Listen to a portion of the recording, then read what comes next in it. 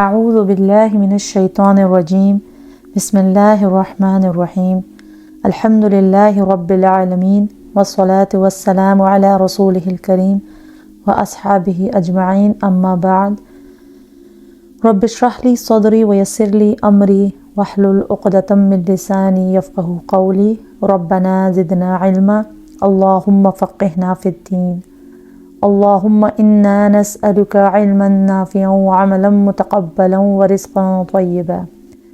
السلام علیکم ورحمۃ اللہ وبرکاتہ۔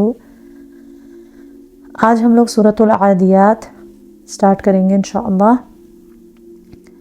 یہ سورت مکی اور مدنی ہونے میں اس سورت کا اختلاف ہے۔ کچھ علماء کہتے ہیں یہ مکی ہے اور کچھ علماء کہتے ہیں یہ مدنی ہے۔ اس میں 1 رکوع ہے اور 11 آیات ہیں۔ جو تو یہ کہتے ہیں کہ مکی ہے تو اس کا زمانہ نزول یہ ہے کہ سورہ العادیات قیام مکہ کے پہلے دور، کیونکہ ہم دیکھ چکے ہیں کہ قیام مکہ کے 4 ادوار میں ہم نے اس کو ڈیوائڈ کیا تھا۔ تو جو پہلا دور ہے، جو خفیہ دور ہے، آپ سمجھ لیں کہ 0 سے 3 نبوی تک، یہ اس میں نازل ہوئی جب اسلام کی دعوت خفیہ طور پر دی جا رہی تھی، اور جب آپ صلی اللہ علیہ وسلم پر اعلیٰ ادبی اسلوب میں مختصر، شارٹ، محکم اور جامع صورتیں نازل کی جا رہی تھی، جو بہت کمپریہنسو تھی، short but very comprehensive source. یہ صورت کس چیز کے بارے میں ہے؟ یہ قرآن مجید کی ان 5 صورتوں میں یہ سب سے آخری 5ویں صورت ہے جن کا آغاز ایک جیسے انداز میں پے در پے قسموں پہ ہوتا ہے۔ پہلے ایک قسم، پھر دوسری، تیسری، چوتھی، 5ویں، 5 قسمیں کھائی گئی ہیں۔ اس میں سب سے پہلے سورہ صافات تھی، سورہ زاریات، سورۃ المرسلات اور سورۃ النازعات شامل ہیں۔ سورہ عادیات، اس میں گھوڑوں کی 5 حالتوں کی قسم کھا کر اللہ سبحانہ تعالیٰ نے انسان کا ناشکرا ہونا بتایا ہے۔ اب ہم دیکھیں گے کہ کیسے اللہ سبحانہ تعالیٰ نے ہمیں کمپیئر کیا ہے۔ اللہ سبحانہ تعالیٰ نے گھوڑوں کی قسم کیوں کھائی، یہ ہم آگے جا کے دیکھیں گے۔ تو ہم لوگ انشاءاللہ سٹارٹ کرتے ہیں۔ اعوذ باللہ من الشیطان الرجیم بسم اللہ الرحمن الرحیم والعادیات ضبحا۔ عادیات، عین دال واو، عدو اس کا روٹ لیٹر ہے، ضبحا کا روٹ لیٹر ہے ضاد با حا۔ عادیات اسم فاعل کا صیغہ ہے، کرنے والا، ایک کرنے والا، جیسے عادی۔ عادیتن اس کی فیمینن ورژن ہوتی ہے، اور پھر عادیات اس کی جمع، جیسے قادی، عادی، راضی، یہ اسم فاعل کا صیغہ ہے، کرنے والا۔ اب عدو سے ہم کہتے ہیں گھوڑے، مگر عدو میں گھوڑوں کا کوئی نام و نشان نہیں ہے۔ عدو کا مطلب ہوتا ہے، اگر ہم صرف عدو کا مطلب دیکھیں تو وہ ہے حد سے تجاوز کرنے والا۔ عداوت اسی کو کہتے ہیں نا، حد سے تجاوز کرنے والا۔ عدوان کہتے ہیں ظلم و زیادتی کرنے والا، مگر یہ تیز دوڑنے کے معنی میں بھی آتا ہے، جیسے کہ سورہ یونس میں ہے فَأَتْبَعَهُمْ فِرْعَوْنُ وَجُنُودُهُ بَغْيًا وَعَدْوًا۔ تو ان کا پیچھا کیا فرعون نے اور اس کے لشکروں نے، سرکشی کرتے ہوئے اور ظلم کرتے ہوئے۔ تو ایک چیز تو پتہ چلی کہ جس طرح عداوت ہوتی ہے یہ دشمنی کے معنی میں بھی آتا ہے، عدو مبین، رائٹ؟ تو دشمنی، تیز دوڑنا، حد سے تجاوز کرنا، یہ سارے ہم معنی ہیں، یعنی کہ دشمنی میں بہت آگے، بہت تیز دوڑنا، حد سے گزر جانے والا، اس کو کہتے ہیں عادی۔ عادن اسم فاعل ہے، عادیتن یہ مؤنث ہے، عادیات یہ اس کی جمع ہے۔ تو والعادیات سے پتہ چلا کہ قسم ہے، یہ واو قسمیہ ہے۔ اللہ سبحانہ تعالیٰ جب قسم کھاتے ہیں تو بہت کسی بڑی چیز کی طرف متوجہ کرنے کے لیے قسمیں کھائی جاتی ہیں، اور پھر جو مقسم بھی ہوتا ہے، آگے جو اس کا جواب ایک قسم ہوتا ہے، اس سے ریلیٹڈ ہوتا ہے۔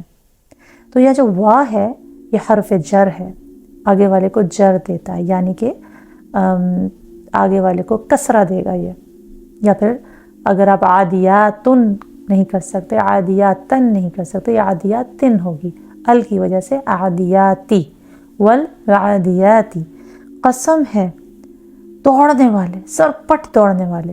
دوڑنے والے کون؟ ضبحا سے پتہ چلا کہ گھوڑوں کی شاید بات ہو رہی ہے۔ ضبحا سے مراد یہ ہے ضاد با ہا، یا پھر عادیات پہلے دیکھتے ہیں کہ کچھ مفسرین کے قول ہیں، حضرت ابن عباس، مجاہد، عکرمہ، حسن بصری، قلبی، قتادہ، یہ سب ان کا کہنا ہے کہ یہ غازیوں کے گھوڑوں کی صفت ہے، کیونکہ آکے ضبحا آ رہا ہے۔ ضبحا پینٹنگ اینڈ پفنگ، ہانپنے کو کہتے ہیں، بہت زیادہ جو تیز دوڑنے والا ہوتا ہے نا وہ پھر ہانپتا ہے۔ حضرت ابن عباس رضی اللہ تعالیٰ عنہ سے روایت ہے کہ چوپاؤں میں سے سوائے کتے اور گھوڑوں کے کوئی جانور نہیں ہانپتا، کیونکہ کچھ لوگ کہتے تھے کہ یہ اس کیملز کی بات ہو رہی ہے، اونٹ کی بھی بات ہو سکتی ہے، مگر جب ان کا قول آیا ابن عباس کا کہ چوپاؤں میں صرف 2 ہیں جو اس طرح کی آواز نکالتے ہیں، ہانپتے ہوئے آتے ہیں، دوڑتے ہوئے، بہت جب سرپٹ دوڑتے ہیں تو پھر ہانپتے ہیں۔ تو اللہ سبحانہ تعالیٰ کہتے ہیں قسم ہے، مطلب دشمنی میں بہت تیز دوڑنا اور پینٹنگ اینڈ پفنگ کرتے ہوئے دوڑنا۔ اور یہ عادیات کیوں ہے، کیوں فیمیل ورژن یوز ہوا ہے؟ اس کے 2 ریزنز ہو سکتے ہیں، یا تو ایک جماعت کی بات ہو رہی ہے، گھوڑوں کی جماعت کی بات ہو رہی ہے، یا پھر اکثر یہ کہتے ہیں کہ یہ فیمیل ہارسز کی بات ہو رہی ہے جو میئرز ہوتے ہیں، کیونکہ وہ فاسٹ ہوتی ہیں، فیمیل ہارسز بیٹل فیلڈ میں فاسٹ ہوتی ہیں، تو یہ غازیوں کی گھوڑوں کی صفت ہے۔ آیت نمبر 2 دیکھتے ہیں، فالموریات قدحا، اب یہ دوسری قسم کھائی جا رہی ہے، پس، یعنی اس طرح آپ کہہ لیں کہ پس قسم ہے، ٹھیک ہے، اس کو جوڑا گیا ہے، حرف عطف ہے، جوڑنے کے لیے آتا ہے، جیسا وا حرف عطف ہوتا ہے کبھی کبھی، وا کے بہت معنی ہوتے ہیں، یہاں پہ وا قسمیہ ہے، قسم کے لیے آیا ہے، اور کے لیے نہیں آیا، مگر کبھی کبھی وا اور کے لیے بھی آتا ہے، اس کو پھر حرف عطف کہتے ہیں۔ حرف عطف ہے، کنیکٹر ہے، پس بریکٹ میں کر لیں، قسم ہے، الموریات قدحا، آگ نکالنے والوں کو کی سم مار کر۔ موریات واو را یا کا روٹ لیٹر سے نکلا ہے، اور قدحا کا روٹ لیٹر ہے قاف دال ہا۔ موریات یا وری یہ ایرا سے نکلا ہے، ایرا مصدر ہے، اس کو کہتے ہیں آگ کو جلانے والا۔ اگین موریات اسم فاعل کا صیغہ ہے، کرنے والا، مورن کرنے والا، آگ جلانے والا، موریتن آگ جلانے والی، موریات ساری آگ جلانے والی، یہ فیمیل ہارسز کی بات ہو رہی ہے کہ آگ کو جلانے والی۔ پس قدحا، قدحا کا مطلب ہوتا ہے کہ جب ہم، آپ اس طرح سمجھ لیں کہ 2 چیزوں کو رگڑا جائے، جب ہم دیکھتے تھے نا بچپن میں ہم لوگ جیسا رگڑ رگڑ کے آگ نکالتے تھے، تو 2 چیزوں کو رگڑا جائے اور بہت ہی وائلنٹ لاؤڈ سٹرائک ہو، اس کو کہتے ہیں قدحا۔ اور یہاں پہ گھوڑے جب اتنی سپیڈ میں دوڑ رہے ہیں دشمنوں پہ وار کرنے کے لیے سمجھے، تو ان کے جو سم ہیں، جو ان کے ہووز ہوتے ہیں، وہ رگڑ کھا رہے ہیں راکس کے ساتھ، اور پتھریلی، آپ کو پتہ ہے وہاں پہ تو ڈیزرٹس ہوتے تھے، تو پتھریلی ڈیزرٹس پہ جو پتھروں پہ، راکس پہ ان کے جو سم یعنی ہووز رگڑ کھاتے ہیں، تو اس سے آگ پروڈیوس ہوتی ہے، تو یہ آگ کی بھی پرواہ نہیں کرتے، اتنے لائل ہیں یہ۔ اب ہم اس طرح آگے چلتے ہیں، ورا آپ اس طرح یاد رکھیں کہ آگ جلانا کہ جب آیا تھا سورۃ الواقعہ میں، افرأیتم النار التی تورون، یہ بھی وہی وری سے نکلا ہے کہ کیا تم لوگوں نے دیکھا غور سے اس آگ کو جو تم لوگ جلاتے ہو، ٹھیک ہے۔ تو تیسرے پہ انشاءاللہ دیکھتے ہیں، فَأَثَرْنَ بِهِ یا فَالْمُغِيرَاتِ صُبْحًا، آیت نمبر 3، فَالْمُغِيرَاتِ صُبْحًا۔ اچھا مجھے یاد آیا کہ اگر آپ سمجھتے ہیں کہ چنگاریاں کیسے نکلتی ہیں، تو ایک ویڈیو میں، ایک ریس میں وہ ویڈیو بھی بہت وائرل ہو رہی تھی کہ ایک آدمی بہت تیز بھاگا ریس میں، اتنا تیز بھاگا کہ اس کے جوتوں میں آگ لگ گئی، اور ایک دم سے وہ فائر ایکسٹنگوشر آیا، انہوں نے اس کو بجھانا شروع کر دیا۔ تو اٹ ہیپنس کہ when you run so fast, اور آپ کی جب رگڑ کھاتے ہیں آپ کے میٹل کے جو ہوفس ہوتے ہیں تو اس سے چنگاریاں نکلتی ہیں۔ تو آیت نمبر 3 میں اللہ سبحانہ تعالیٰ پھر تیسری حالت کی قسم کھا کے کہتے ہیں گھوڑوں کی، فالمغیرات صبحا، فالمغیرات پس قسم ہے، المغیرات صبحا، اغارہ یغیر اغارتن کا مطلب ہوتا ہے ایمبش، غارت گیری کرنا، مطلب گھس جانا ان کے اندر اور دشمنوں پر دھاوا بول دینا۔ اسی طرح مغیرہ بھی آپ نے سنا ہوگا، مغیرہ کا نام۔ تو اگین المغیرات بھی اسم فاعل کا صیغہ ہے، کرنے والا۔ مغیرن ایک، مغیرتن ایک، کرنے والی، مغیرات اس کی جمع بہت ساری کرنے والیاں، حملہ کرنے والیاں، گھس کر حملہ کرنے، ایمبش، غارت گیری، ٹوٹ پڑنا، دھاوا بول دینا۔ کب؟ کس ٹائم پر؟ یہ اسم ظرف ہے، صبح کے ٹائم پر، صبح سویرے کے ٹائم پر۔ یعنی کہ پھر قسم ہے غازیوں کے گھوڑوں کی، ان چھاپا مار گھوڑوں کی جو صبح ہوتے ہی ٹوٹ پڑتے ہیں۔ اس آیت میں گھوڑوں کی خصوصی صفات کے ساتھ ساتھ ویسے زمانے جاہلیت کے جو ان کی جھلک دکھائی دیتی ہے کہ اہل عرب جب لوٹ مار یا قتل و غارت کے لیے کسی قبیلے پر حملہ کرتے تھے نا، تو اس کے لیے صبح صبح وہ اندھیرے، یعنی small hours of the morning کہتے ہیں نا، اس کا انتخاب کرتے تھے۔ اس قسم کی غارت گیری کے لیے رات کا پچھلا پہر اس کے لیے موضوع سمجھا جاتا تھا کہ اس وقت ہر کوئی بڑی سکون کی نیند میں سو رہا ہوتا تھا۔ تو ان کی عادت تھی کہ حملہ کے لیے رات کے وقت سفر کرتے تاکہ دشمن کو حملے کی خبر نہ ہو۔ رات کو وہ شب خون مارنا اپنی شان کے خلاف سمجھتے تھے، اپنی شجاعت کے خلاف سمجھتے تھے کہ رات کو بھی تو ایمبش کر سکتے ہیں نا، رات کو 3 بجے 2 بجے، مگر وہ رات نہیں، صبح سویرے کا وقت چوز کرتے تھے۔ رات کو سفر کیوں کرتے تھے؟ رات کو سفر کر کے صبح کیوں حملہ کرتے تھے؟ اس میں ان کے 3 فائدے تھے۔ ایک یہ کہ دشمن کو سنبھلنے کا موقع نہیں ملتا، صبح سویرے جب اٹھے گا اور ایک دم سے کوئی حملہ کر دے گا تو ظاہر ہے اس کو سنبھلنے کا موقع نہیں ملے گا۔ پھر دوسرا یہ کہ اس وقت ہر چیز واضح طور پر نظر آتی ہے، صبح صبح، رات میں ظاہر ہے اس وقت تو ٹیوب لائٹس اور یہ ساری لائٹس نہیں ہوتی تھی نا، تو اس وقت صبح صبح ان کو اسٹریٹ لائٹس وغیرہ تو اس وقت کانسیپٹ نہیں تھا۔ تیسرے، شب خون مارنے کی بدنامی سے بچ جاتے تھے کہ یہ کہ راتوں رات حملہ کر دیا، اتنے کاورڈ ہیں، اتنے یہ لوگ بزدل ہیں۔ تو اب اس میں دیکھیں ہمارے لیے لیسن، رات کو دوڑ دوڑ کر ہر ایک جگہ سے دوسری جگہ جانا، اس وقت ایروپلینز تو ہوتے نہیں تھے، کارگوز تو نہیں تھے، راتوں کو دوڑ دوڑ کر نیند کو قربان کرتے حملہ کرتے تھے۔ نبی کریم صلی اللہ علیہ وسلم فرماتے ہیں صبح حملہ کیا کرو، اس میں برکت ہوتی ہے، تو اس لیے سب صبح سویرے حملہ کرتے تھے۔ اب اس میں ہم رک کے ایک چیز دیکھتے ہیں کہ صبح سویرے اٹھنے میں کتنی برکت ہے، اس سے ایک ہمارے لیے لیسن ہے۔ پروفٹ محمد صلی اللہ علیہ وسلم نے اپنی امت کے لیے دعا کی تھی، اللہم بارک لی امتی فی بکورہا، او اللہ میری امت کے لیے early hours of the morning, صبح سویرے کے جو مارننگز ہیں نا، جو تہجد اور تہجد کے بعد تھوڑا سا جو وقت ہوتا ہے، اب سن رائز نہیں ہوتا، اس میں برکت دے دے۔ اور جب بھی کوئی آرمی نکلتی تھی کوئی بیٹل فیلڈ میں تو وہ صبح سویرے کا وقت ہی چوز کرتے تھے۔ اسی طرح اگر یہ لوگ جب کوئی ٹریڈ کے لیے یا کوئی بزنس کے لیے بھی جاتے تھے تو صبح سویرے ہی کا وقت چوز کرتے تھے۔ ابن القیم کہتے ہیں کہ جو سلف تھے نا ہمارے، وہ کبھی فجر کے بعد نہیں سوتے تھے۔ اگر بہت تھک بھی جاتے تھے یا ٹریول کرتے کرتے بہت زیادہ ان کو نیند بھی آ رہی ہوتی تھی تو وہ سن رائز کے بعد سوتے تھے، فجر کے بعد فوراً نہیں سوتے تھے۔ اس میں برکت ہے۔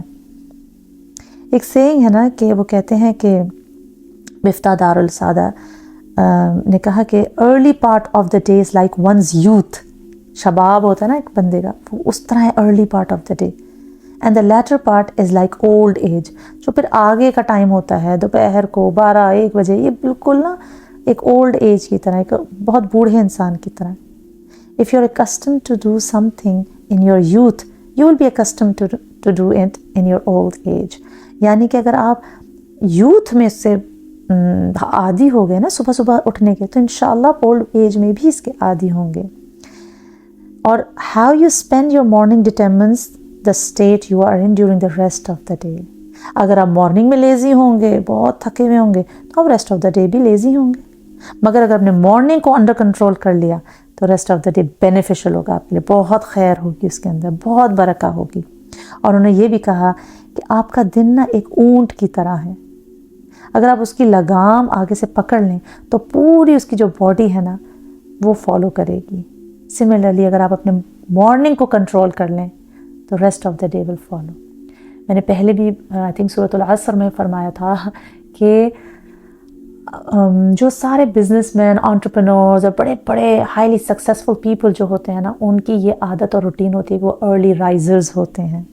تو انشاءاللہ ہم بھی کوشش کرتے ہیں، اس سے ایک سبق لیتے ہیں کہ جب گھوڑے اپنے ماتحت کے لیے اتنی اپنی راتوں کی نیند قربان کرتے ہیں، تو ہم کیوں نہیں تہجد میں اپنی راتوں کی نیند قربان کر کے صبح سویرے اللہ کے سامنے حاضر ہو جائیں. آیت نمبر 4 دیکھتے ہیں. فَأَثَرْنَ بِهِ نَقْعًا. اب فَأَثَرْنَ میں اسم فاعل نہیں آ رہا، اب آ گیا ماضی کا صیغہ. پس وہ دوڑاتے ہیں، دوڑنے والے نہیں ہیں، وہ اڑاتے ہیں، اڑاتے ہیں. انہوں نے اڑایا، اس طرح کر لیں کیونکہ ماضی کا صیغہ ہے، وہ اڑایا انہوں نے. بھی اس وقت یعنی صبح سویرے. نقع غبار، یہ بھی بہت امپورٹنٹ ہے یہاں پہ. اس وقت یعنی جب کہ نمی ہے، شبنم ہے، صبح سویرے ہے. گرد و غبار اڑانا بہت مشکل ہوتا ہے اس وقت، گیلی مٹی ہوتی ہے نا. نقع غبار، نون قاف عین، اور فَأَثَرْنَا یہ ہے حمزہ ثا را. اثرنا اگر آپ یہ دیکھیں کہ میں آپ کو ایزی طور پہ سمجھانے کی کوشش کرتی ہوں کہ اثر یأثر، کسی چیز یا کسی کام کا اپنا نشان چھوڑ جانا، اسی سے آثار نکلا ہے.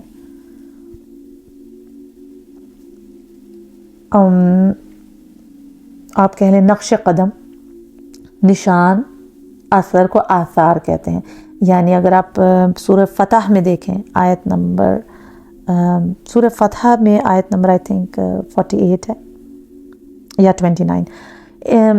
سیماہم فی وجوہہم من اثر السجود، ان کی علامت ان کے چہرے میں ہے سجدوں کے نشان سے. ٹھیک ہے، تو نشان اثر، اس سے آپ یاد رکھیں. تو وہ اثر چھوڑ جاتے ہیں، کس کا؟ مٹی کا. جب اتنی تیز دوڑتے ہیں، سرپٹ دوڑتے ہیں، ہانپتے ہوئے، چنگاریاں اڑاتے ہوئے اپنے ہوف سے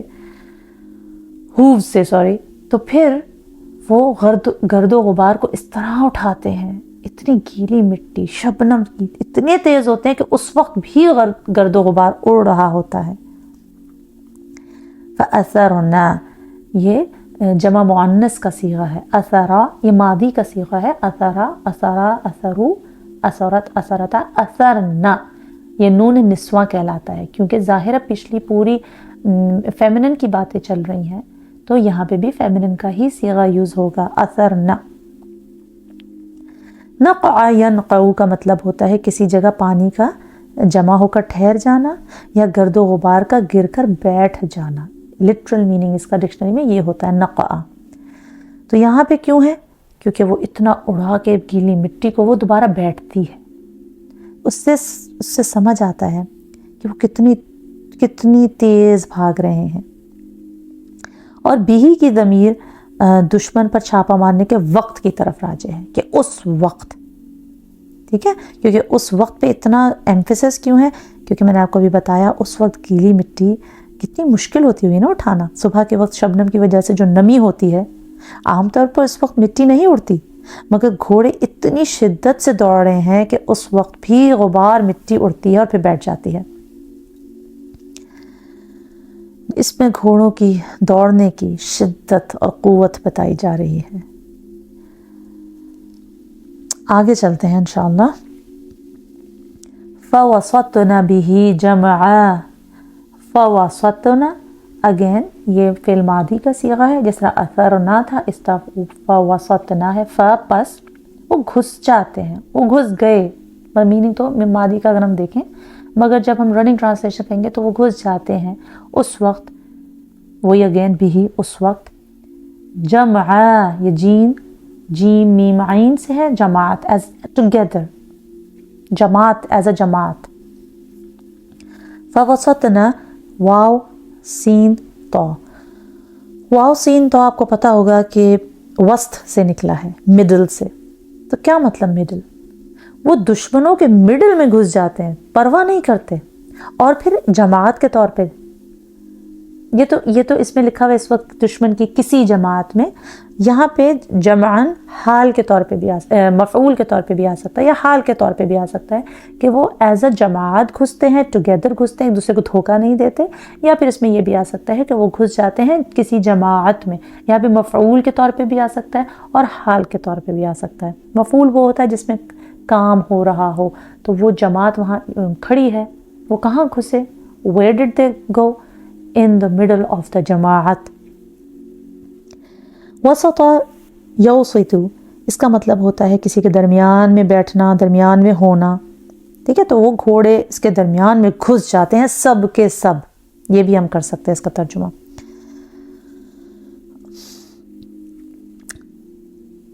جمعن کو ہم مفعول بھی لے سکتے ہیں اور حال بھی. اگر ہم حال لیتے ہیں تو اس کا مطلب ہے ایسے حال میں وہ اکٹھے، ایسے حال میں وہ گھستے ہیں کہ وہ اکٹھے ہیں، جماعت کی جماعت. اور ہم اس کو مفعول بھی لے سکتے ہیں کہ یعنی کہ دشمنوں کے گروہ میں وہ گھس جاتے ہیں. تو پھر ان کی قسم جو صبح کے وقت دھاوا کرنے اور غبار اٹھانے کے بعد مخالفوں کے گروہ میں گھس جاتے ہیں، یہ نہیں کہ دھمکی دے کر رہ جاتے ہیں، پھر وقت پر نامردی کرتے ہیں. جس طرح ہم لوگ، مطلب انسان کیا کرتا ہے، ہاں ہم ضرور تمہارا ساتھ دیں گے، ضرور. اور قرآن میں بھی ہے بیٹل فیلڈز میں، ہاں ہم ضرور ساتھ دیں گے، اور پھر آخر میں ہم لوگ کمزور کاوڑ. تو اللہ سبحانہ تعالیٰ گھوڑوں کی مثال دے کے ہمارے کیریکٹر انالیسس بتا رہے ہیں. اس کے بعد 5 ڈفرینٹ قسمیں حالت کھا کے اللہ سبحانہ تعالیٰ، یعنی حالتوں کی قسم کھا کے اللہ سبحانہ تعالیٰ، اب چونکہ ہم متوجہ ہو چکے ہیں کہ اوہ یہ ہے یہ آگے کیا، آگے وہ گھوڑے کیا کرتے ہیں، تو اس کے بعد اللہ سبحانہ تعالیٰ انسان یہ کوئی کیریکٹرسٹک بتا رہے ہیں، بالکل کنٹراسٹ.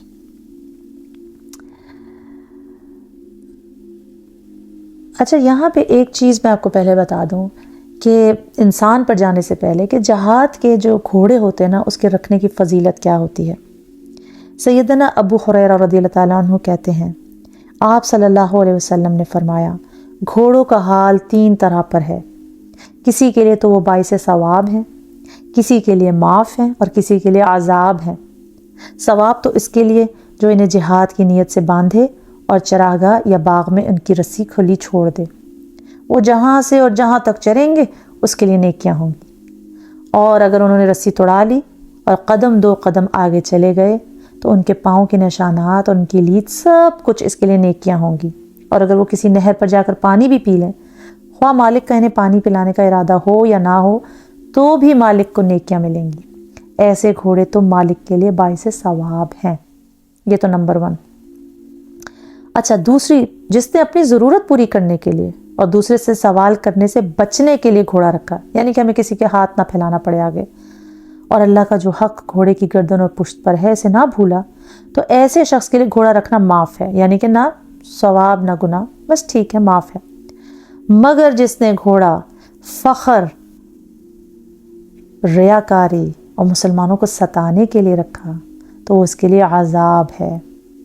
پھر کسی نے آپ صلی اللہ علیہ وسلم سے گدھوں کے متعلق پوچھا کہ کیا ان کا بھی یہ حکم ہے، تو آپ صلی اللہ علیہ وسلم نے فرمایا ان کے بارے میں اللہ سبحانہ تعالیٰ نے مجھ پر کوئی حکم نازل نہیں کیا مگر یہ اکیلی جامع آیت، فَمَن يَعْمَلْ مِثْقَالَ ذَرَّةٍ خَيْرًا يَرَهُ وَمَن يَعْمَلْ مِثْقَالَ ذَرَّةٍ شَرًّا يَرَهُ، یہ گدھوں کو بھی شامل ہے.